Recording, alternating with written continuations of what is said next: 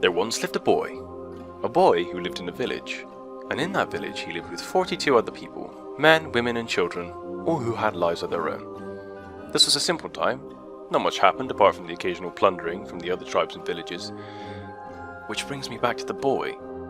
He was 18 years old and lived with his mother and father on the edge of the village, far from the busking brawls and violence of the inns and taverns. All was well for this young boy, but not for long. The other tribes were planning an attack on the boy's village, and soon would be plundering and killing his friends and family. It was a cold winter's evening when the boy decided to go for a walk into the dense forest that surrounded his home. Not long after, he heard screams coming from the village. Hesitation stopped him from running back to the village as he saw smoke pouring out from a majority of the shops and houses. Knowing that his mother and father would be killed in the attack, he ran deeper into the forest and tried to escape from his fate. Stumbling across the village's water supply, he tripped and fell face first into the floor. It was at this point that the boy knew he was f***ed.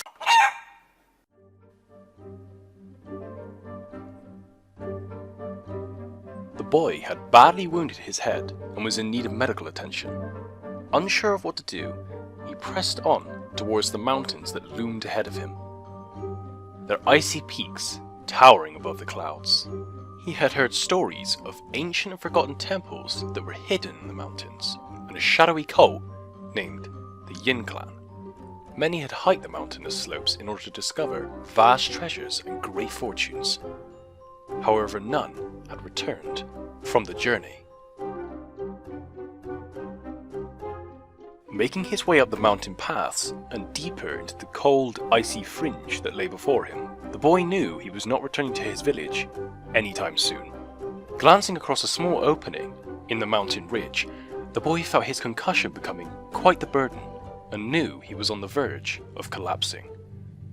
But there was hope. The boy caught a glimpse of light in the corner of his eye. What could it be? A torch? A camp? A fire?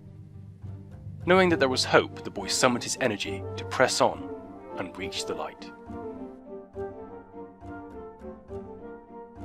Reaching the light, he was pleased to see a small camp, empty, but with a tent and fire to keep him alive through the night, along with some basic medical supplies and a loaf of bread. Whatever trouble was chasing the boy would have to make it up the hallowing ridges. Curious, the boy rummaged through the camp to find more food or even money, for he knew in the morning he would have to make his way to the nearest town. Looking into a small pouch sat near the fire, he found a note and a map with the most extravagant handwriting he had ever seen. The note read, "Dear Mr. S, we are delighted to inform you that you have been offered a place at the Yin Monastery. Your skills are clearly higher than we first expected. You have completed all the tasks assigned to you, and with that, you are granted a place among our family. We are excited to see your arrival at our home. With regards, Mr. H. Burn after reading." After reading this peculiar note, the boy decided to go to sleep. He tossed and turned inside the tent, and his head was filled with dreams. Waking from his vivid dreams, the boy pondered on what he had seen, the night before a faded memory.